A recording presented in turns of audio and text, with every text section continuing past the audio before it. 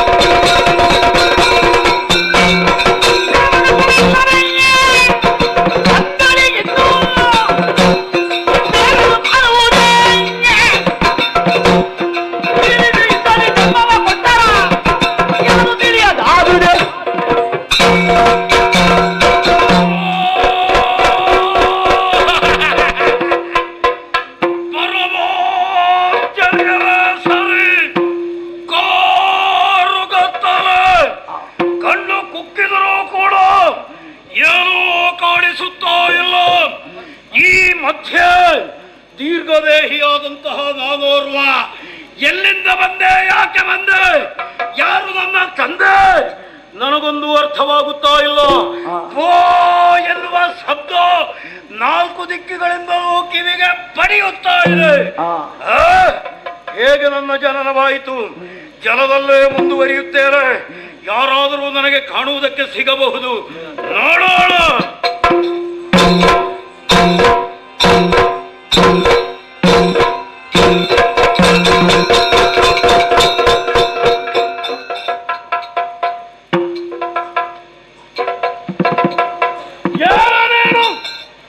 ನೀನು ಯಾರು? ಗೊತ್ತಿಲ್ಲ, ನನಗೂ ಗೊತ್ತಿಲ್ಲ. ನೀನ್ ಯಾರೆಂದು ನೀನು ತಿಳಿದಿಲ್ಲ, ನಾನು ಯಾರೆಂದು ನನಗೂ ಗೊತ್ತಿಲ್ಲ. ನಿನ್ನ ಅಪ್ಪ ಯಾರು? ನಿನ್ನ ತಂದೆ ಯಾರು? ನಿನ್ನ ಅಮ್ಮ ಯಾರು? ನಿನ್ನ ಹೆತ್ತಪ್ಪ ಯಾರು? ನನ್ನ ಅಪ್ಪನ ಹೆಂಡತಿ ನಿನ್ನ ಅಮ್ಮನೇ ಆಗಿರುವುದಕ್ಕೂ ಸಾಕು ನನಗೆ ಗೊತ್ತಿಲ್ಲ. ನಿನ್ನ ಅಮ್ಮನ ಗಂಡ ನನ್ನ ಅಪ್ಪನೇ ಇರ್ಲಿಕ್ಕೂ ಸಾಕು. ಯಾರು ಅಂತ ಗೊತ್ತಿಲ್ಲ. ನಾವ್ಯಾರು ಅಂತ ನಾವೇ ತಿಳಿದಿಲ್ಲ. ಹಾಗೆಂದು ನನಗೆ ಕಾಣ ಸಿಕ್ಕಿದವ ನೀನು. ನೀನು ನನಗೆ ಕಾಣ ಸಿಕ್ಕಿದೆ. ಹಾಗಿದೆ ನಾವು ನಮ್ಮೊಳಗೊಂದು ಸಂಬಂಧ ಬೆಳೆಸಿಕೊಂಡ್ರೆ ಹೇಗೆ? ಜಲದಲ್ಲಿ ಒಮ್ಮೆಲೆ ಹುಟ್ಟಿಕೊಂಡವರು ನಾವೇ ಪರಸ್ಪರ ಸಂಬಂಧವನ್ನು ಬೆಳೆಸಿಕೊಳ್ಬೇಕಾಗಿದೆ, ಹೌದಲ್ಲ? ಜಲ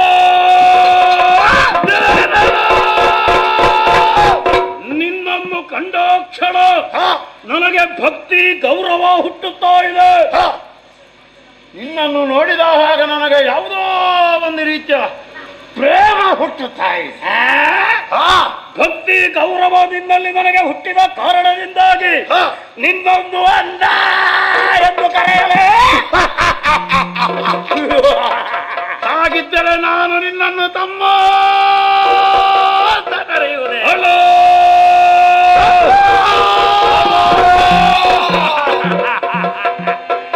ಅಣ್ಣ, ಏತಮ್ಮ, ಇಷ್ಟು ಸಾಕಾಗುವುದಿಲ್ಲ. ಲೋಕಮುಖದಲ್ಲಿ ನಮ್ಮನ್ನು ಗುರುತಿಸಬೇಕಿದ್ರೆ ನಮಗೊಂದೊಂದು ಹೆಸರು ಇಡಬೇಡವೆ? ಏನು ಹೆಸರು? ಏನು ಹೆಸರು?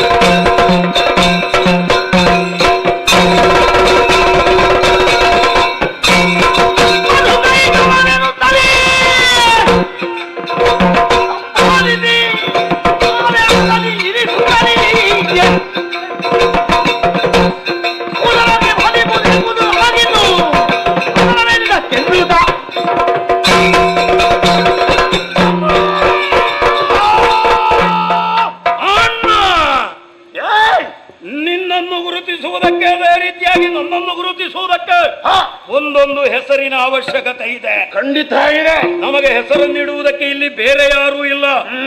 ನಿನಗೆ ನಾನು, ನನಗೆ ನೀನು, ನಾವು ಪರಸ್ಪರ ಹೆಸರನ್ನಿಟ್ಟುಕೊಳ್ಳಬೇಕಾಗಿದೆ. ಖಂಡಿತ. ಮೊದಲಾಗಿ ನಾಮಕರಣ ಆಗಬೇಕಾದುದು ಯಾರಿಗೆ? ನನಗೆ, ಅಣ್ಣನಿಗೆ. ನಾನೇ ನಾಮಕರಣ ಮಾಡಿ ಬಿಡಲೇ? ಬಿಡಂತೆ. ನಿನ್ನ ಶರೀರ ಪ್ರಕೃತಿಯನ್ನು ಪರೀಕ್ಷಿಸಿ ಆಮೇಲೆ ನಿನಗೊಂದು ಹೆಸರನ್ನು ಇಡುತ್ತೇನೆ.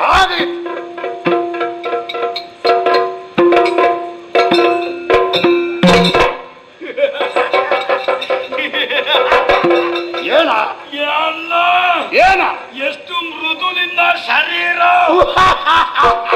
ನನಗೆ ಕೈ ಹಾಕಿದ್ರೆ ತೆಗೆಯುವುದಕ್ಕೆ ಮನಸ್ಸು ಬರುವುದಿಲ್ಲ. ಹೆಚ್ಚು ಹೊತ್ತು ಕೈ ಇಡುವೆ.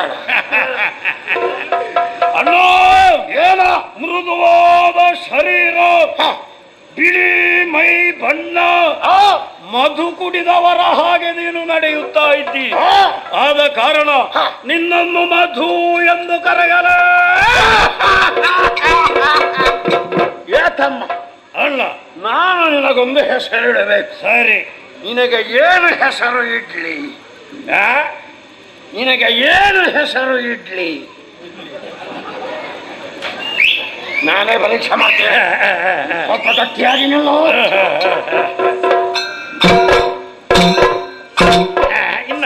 ಇನ್ನೊಮ್ಮೆ ಒಳ್ಳೆ ತುರಿಸಿದ ಹಾಗಾಗ್ತದೆ. ಇನ್ನೊಮ್ಮೆ ನಿನಗೆ ತುರಿಸಿದ ಹಾಗಾಗ್ತದೆ. ಇನ್ನು ಹೊಡೆದು ನನ್ನ ಕೈಯೇ ಹೋಗುತ್ತದೆ. ಎಂತಹ ಕಠಿಣವಾದ ಶರೀರವ ನಿನ್ನದು. ಕಠಿಣವಾದ ಶರೀರವುಳ್ಳವ ನೀನು. ಇನ್ನು ಮುಂದಕ್ಕೆ ಅಲ್ಲೋ ಮಧು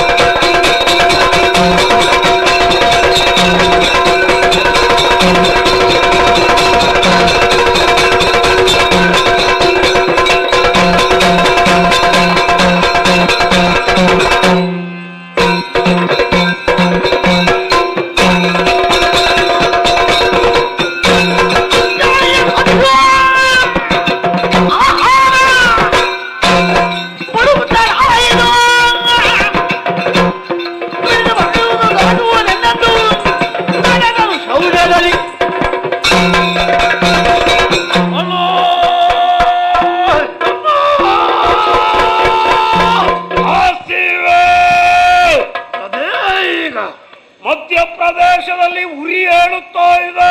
ನನಗೆ ಚುರುಗುಟ್ಟುತ್ತಾ ಇದೆ. ಏನೋ ಬೇಕು ಅನಿಸುತ್ತಾ ಇದೆ. ಅದು ತಿನ್ನಬೇಕು ಅಂತ ಕಾಣುತ್ತದೆ. ಅಲ್ಲೋ ಏನ ಎಲ್ಲಿ ನೋಡಿದರೂ ಜಲ. ಅದನ್ನು ಕುಡಿಯೋಣ ಎಂದ್ರೆ ನೀರು. ಜಲ ಅಂದ ಬೇರೆ ಜಲಚರ ಪ್ರಾಣಿಗಳು ಇರಲೇಬೇಕು. ಖಂಡಿತ ಜಲವನ್ನು ಪಡೆಯೋಣ, ಜಲವನ್ನು ಕದಡೋಣ. ಆಗ ಜಲಚರ ಪ್ರಾಣಿಗಳು ತನ್ನಿಂದ ತಾನೇ ಮೇಲೆ ಬರುವುದಕ್ಕೆ ಸಾಧ್ಯ. ನಿಜ ನಿಜ ನಿಜ. ಅವುಗಳನ್ನು ಹಿಡಿದು ಕಾಚ ಕಾಚನೆ ಜಗಿಯೋಣ.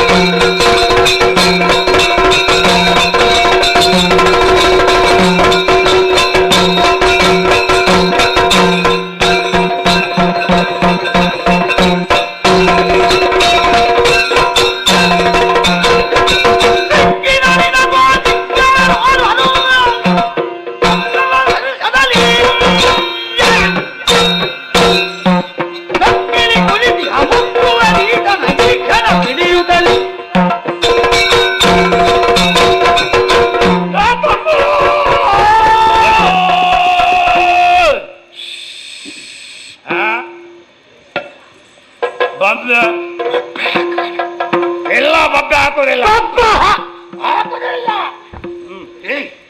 ನಿನಗೆ ಏನಾದರೂ ಸಿಕ್ಕಿತು? ನನಗೇನೂ ಸಿಗಲಿಲ್ಲ. ನೀನು ಯಾಕೆ ನಗುತ್ತಾ ಇದ್ದಿ?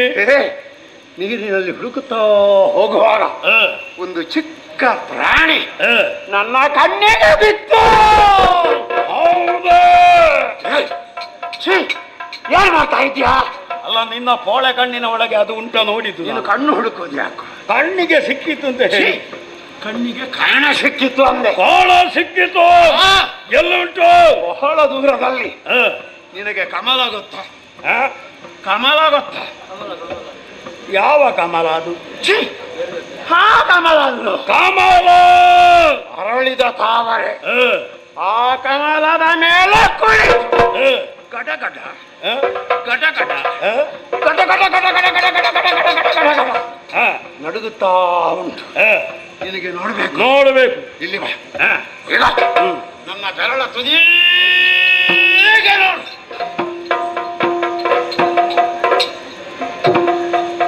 ಬೆರಳ ತುದಿಯಲ್ಲಿ ಉಗುರು. ಬೆರಳ ತುದಿಯಲ್ಲಿ ಉಗುರು ಮತ್ತೆ ನಿನ್ನ ತಲೆಯ ಮೇಲೆ. ಅದರ ಮಧ್ಯೆ ಸ್ವಲ್ಪ ಕೆಸರು. ಮತ್ತೆ ಏನಿಲ್ಲ. ಅದಲ್ಲ. ಮತ್ತೆ ಬೆರಳ ತುದಿಗೆ ನೇರ ಮುಂದೆ ನೋಡ್ಬೇಕು. ಇಲ್ಲಿ ಬಾ. ಇಲ್ಲಿ ಬಾ. ಇಲ್ಲಿ ಬಾ. ಇಲ್ಲಿ ಬಾ.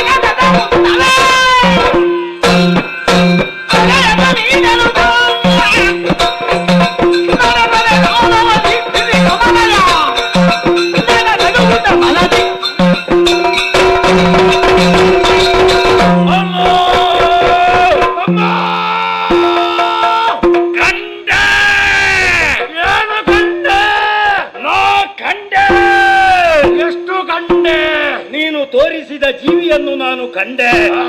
ಅಣ್ಣ, ಏನ ನೀನು ಹೇಳಿದ ರೀತಿಯಲ್ಲಿ ಆತ ಭಯಪಟ್ಟಿದ್ದಾನೆ.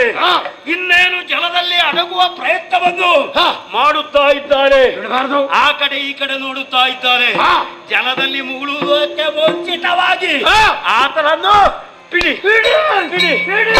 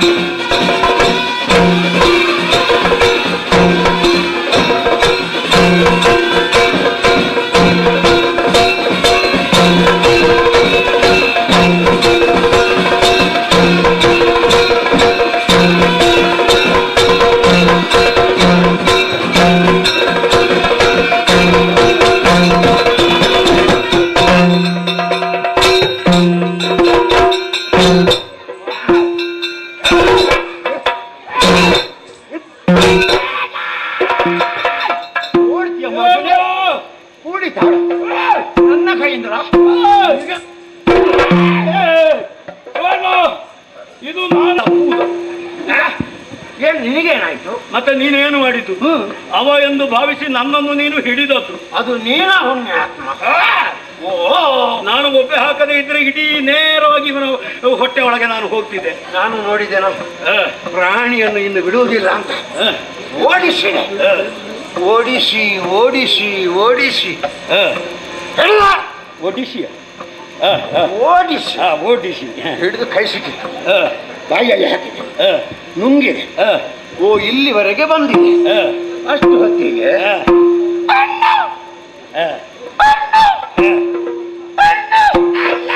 ಎಂಬ ಧ್ವನಿ ಕೇಳಿತ. ನಾಳೆ ಪ್ರಾಯಶಃ ತಮ್ಮನ ಇರಬಹುದೆಂದು ಗಬಕ್ಕನೆ ಕಾರಿದೆ. ನೋಡುವಾಗ ನೀನು ಜನ ಹುಣ್ಯಾತ್ಮ. ಹೌದು, ನೀನು ನನ್ನ ಬಾಯಿಗೆ ಅಕ್ಕೆತ ಬಂದೆ. ನೀನು ನುಂಗಿದ ಕಾರಣ ಬಂದೆ. ಮತ್ತೆ ನೀನೇನು ಮಾಡಿದ್ದ? ಆತನನ್ನು ಹಿಡಿಯುವುದಕ್ಕೆ ನಾನು ಮುಂದೆ ಬಂದೆ. ನಾವಿರುವರು ಪರಸ್ಪರ ಅಪ್ಪಿಕೊಂಡೆವು. ಆತ ಜಾರಿ ಬಿಟ್ಟ. ಅವಳ ನಾನು ಎನ್ನುವ ಹಾಗೆ ಭಾವಿಸಿದ ನಾನು ನೀನು ನುಂಗಿದೆ. ನನ್ನ ಕೈ ತಪ್ಪಿದ್ದಾನೆ, ನಿನ್ನ ಕಣ್ಣು ತಪ್ಪಿಸಿದ್ದಾನೆ. ಹಾಗಿದ್ರೆ ಎಲ್ಲಿರ್ಬೇಕವ? ಜಲದಲ್ಲಿಯೇ ಇರಬಹುದು.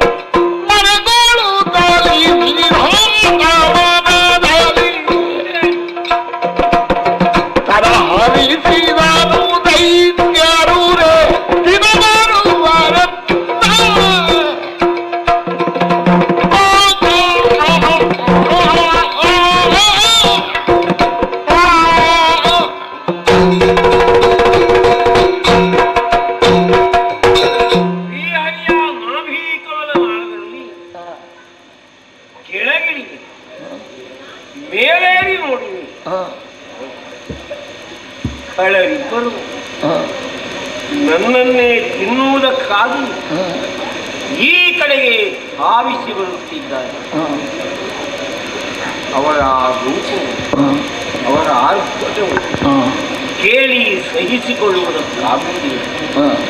ನನ್ನನ್ನೇ ನುಂಗುವುದಕ್ಕೆ ಅವನಿಕೆ, ಅವರನ್ನು ಎದುರಿಸುವ ಸಾಮರ್ಥ್ಯ ನನಗಿಲ್ಲ. ಆದ್ದರಿಂದಲೇ ಭಯದಿಂದ ನಡುಗುತ್ತಿದ್ದೇನೆ. ಸರಿಯಂತೂ ಮಲಗಿದ್ದ. ಹೀಗೇನು ಮಾಡಲಿ? ಕರುಣಾ ಸಾಗರೇ ಜನನಿ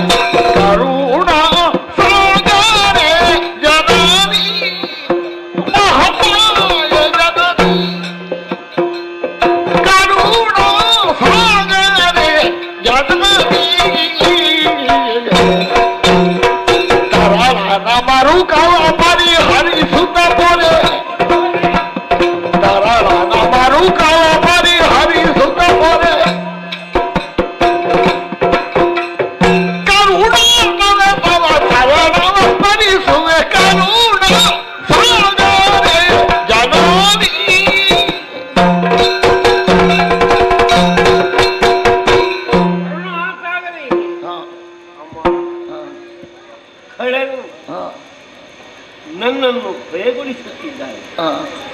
ಎಲ್ಲಿ ಹೋದರೂ ಅವಳು ಬಿಡುವವಳಲ್ಲ.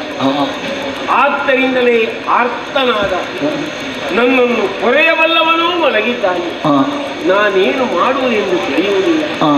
ಆದ್ದರಿಂದ ನಮ್ಮ ಜನ್ಮಕ್ಕೆ ಕಾರಣರಾದ ನೀನು ನಮ್ಮನ್ನು ಉದ್ಧರಿಸಬೇಕಲ್ಲದೆ ಕೊರೆಯುವವನಿಲ್ಲ. ಅನುಗ್ರಹಿಸು. ಮರುಗಲೇಕ ವಿಧಾತ ಮನದಲ್ಲಿ,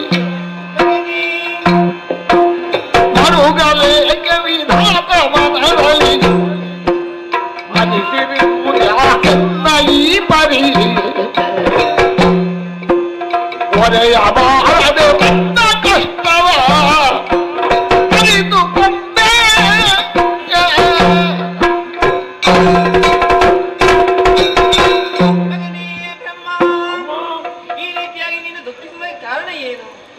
ದುಃಖಕ್ಕೆ ಕಾರಣನಾದವನು ನಿಗ್ರಹಿಸಿ ನಾನು ಕೊಡುತ್ತೇನೆ. ಹೇಳು ಮಗನೇ.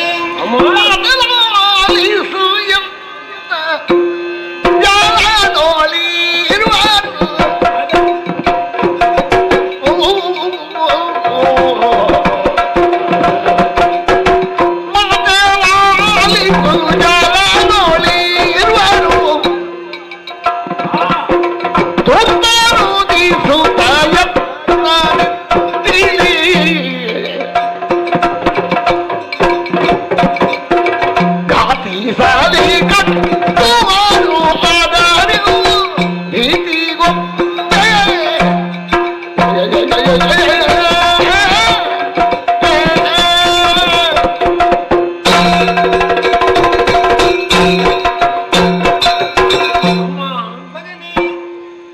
ಸೃಷ್ಟಿಕರ್ತ ನಾನು ಎಂದು ಹೆಮ್ಮೆಯಿಂದ ದೀಪಿದ್ದೆ.